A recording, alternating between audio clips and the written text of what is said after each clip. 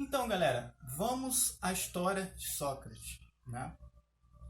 Galera, é, o Sócrates via a filosofia como a razão da vida dele, né? E ele defendeu isso de uma forma muito bonita no tribunal, quando ele foi julgado, tá? Para quem não sabe, o Sócrates foi condenado à morte, né? Ele foi morto pela justiça ateniense, né? Então ele foi condenado à morte, né? Por que ele foi condenado à morte? Por conta da atividade filosófica dele, né?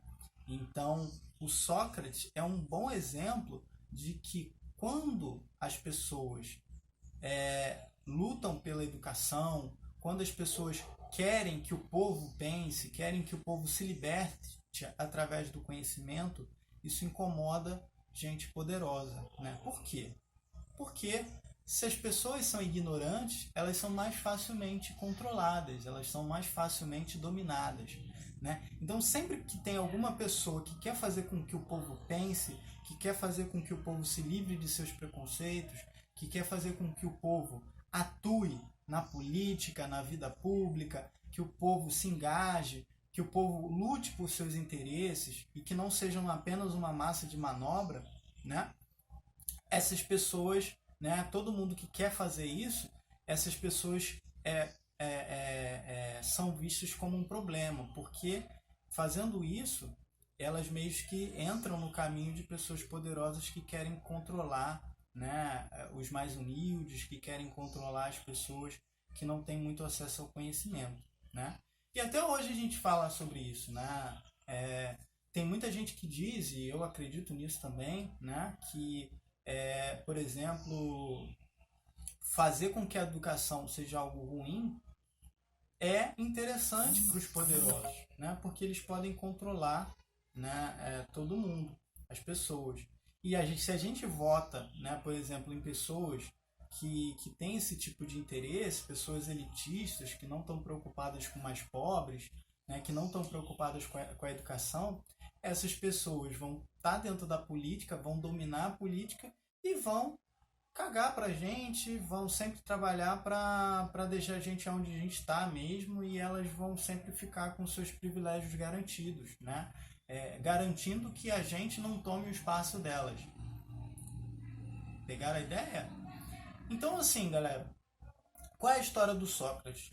O Sócrates foi condenado, né, foi condenado por duas acusações. Primeiro, ele foi condenado por corromper a juventude, né? E segundo, ele foi condenado por não acreditar nos deuses de Atenas, né? Vocês percebem que isso a religião, né? O âmbito religioso já era visto como uma coisa que tinha que ser punido com a lei, né? Então, se você não acreditava nos deuses lá que os atenienses cultuavam, você poderia ser punido judicialmente por isso, né? E óbvio que tinha muita gente que não acreditava, mas essas pessoas tinha quase que a obrigação de ficar na encolha, né? Já que você não acredita, você tem que ficar quieto, né? Você não pode falar nada, porque se você falar, você vai motivar outras pessoas a não acreditarem também, né? E isso era visto como algo ilegal, né? Em muitas cidades, né? Em muitas situações. E isso era reprimido. Só que o Sócrates alegava que ele sim acreditava nos deuses de Atenas, né? Então ele dizia que era uma pessoa que acreditava, que tinha fé, né? E ele argumenta de uma forma muito interessante sobre isso no tribunal, né? E há relatos sobre essa situação que chegaram até a gente através de um aluno do Sócrates, que é um filósofo muito importante, que é o Platão, né? Então, o que o Sócrates defende, né? Em relação à primeira acusação, o Sócrates diz o seguinte, né? Eu nunca procurei ninguém, né, para jovem nenhum para poder mudar o pensamento dele. São eles que me procuram, né? Então eu tô aí, né? Quem quiser chegar junto, conversar comigo, não vou negar a conversa com ninguém, mas eu nunca corri atrás de ninguém para ficar mudando o pensamento das pessoas, né? Eu nunca fiz isso, né? Então Sócrates alega isso. E de fato, o Sócrates era muito requisitado. Muitas pessoas buscavam ele, queriam estar perto dele, porque achavam ele alguém inteligente, porque achavam o conhecimento dele, né? A forma como ele filosofava, algo de extremo valor, né? Então muitos jovens procuravam Sócrates. Ele era muito requisitado, muito, muito pela juventude ateniense, tá? E de fato, acredito que pela fama dele ele não precisava procurar aluno nenhum, porque as pessoas iam atrás dele. E é isso que ele argumenta no tribunal, né? Como é que eu posso ser acusado de corromper a juventude se é a juventude que me procura para poder conversar comigo, né? Não faz muito sentido, né? Então, se ele quisesse armar algum complô, né, fazer alguma coisa de errado, ele estaria ali tentando fazer a cabeça de todo mundo, tá? Segunda crítica, ele fala que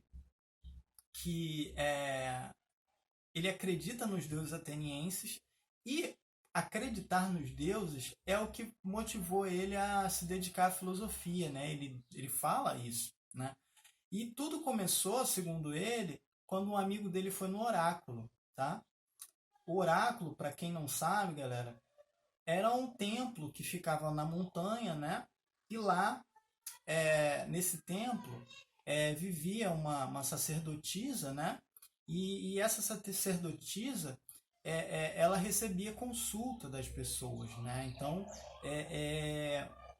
as pessoas iam se consultar com essa sacerdotisa, né? Nessa montanha, né? Nesse templo. E a sacerdotisa fazia essa consulta numa espécie de transe, né? Então ela estava espiritualmente alterada, né? Não se sabe se eles usavam, né? Ou se sabem, mas eu nunca estudei a fundo esse tema, se era alguma substância que ela tomava para ficar nesse transe, nessa espécie de transe, e ela fazia profecias, né? Essa sacerdotisa que era o oráculo, né? O oráculo essa pessoa, essa entidade que se manifestava para fazer profecia para as pessoas. Elas faziam sempre profecias enigmáticas, né? Meu sobrinho está gritando aqui embaixo, né? Não reparem nisso. Então, essa sacerdotisa, o oráculo, fazia profecias enigmáticas. E a pessoa, o destino da pessoa se dava na tentativa de desvendar esse enigma. E um amigo do Sócrates foi até o oráculo e o oráculo disse.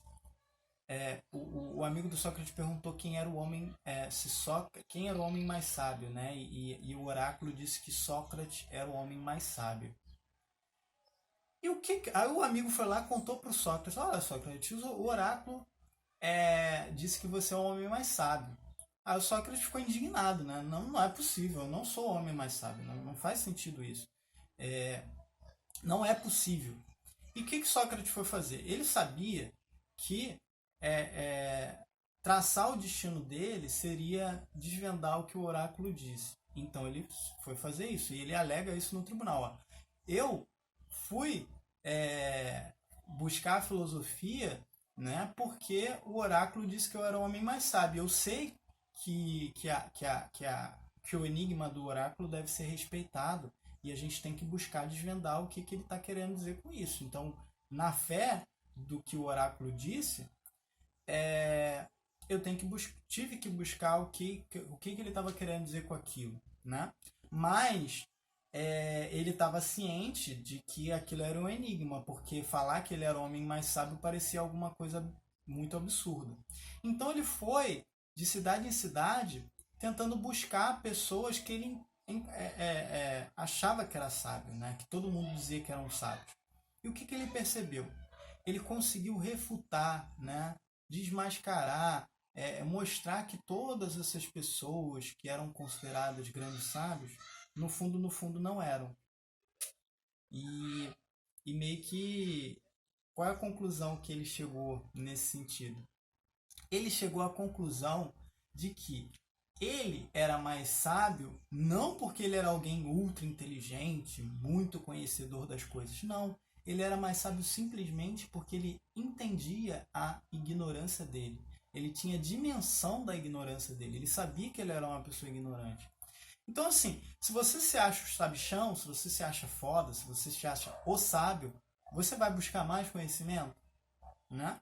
Se você tem tantas certezas assim, você vai se acomodar. E o Sócrates tinha dimensão da ignorância dele. Então, ele, na fé de que o oráculo disse algo importante, ele foi buscar entender o que o oráculo disse. Ele chegou à conclusão de que ele era um homem mais sábio porque ele tinha dimensão da ignorância dele e por isso ele estava constantemente buscando conhecimento. Entenderam? Então, assim, é uma história interessante. Mas nada disso foi o suficiente, né? Então, os argumentos que o Sócrates apresenta para dizer que ele não corrompia a juventude, que ele sim tinha fé nos deuses, e que era a fé nos deuses que fez com que ele entendesse que a missão da vida dele era a filosofia, né? Porque ele pensou, se o oráculo sempre deve ser respeitado, e se o oráculo me colocou no caminho da filosofia com mais afinco, eu tenho que continuar, eu tenho que ter isso como razão da minha vida. Então, assim, nem esses argumentos serviram para que o Sócrates não fosse condenado. Ele foi condenado, ele podia escolher entre o exílio e nunca mais trabalhar com filosofia,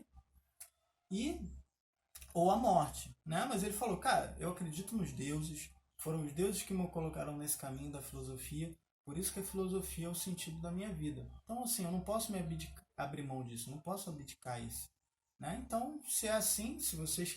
Ou eu tenho que escolher o exílio, né? Que é ficar morando em outra cidade e nunca mais filosofar. Ou a morte, então eu não tenho alternativa em escolher a morte. Então ele é condenado à morte, né? Porque ele não achava que podia abrir mão da filosofia. Mas essa história, galera, é muito interessante para a gente perceber isso.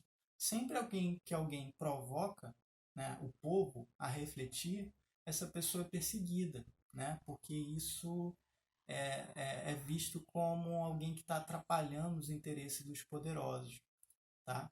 Então, a história do Sócrates é uma história muito interessante para a gente refletir sobre essa questão, tá? Era isso, galera. Abração. Força aí.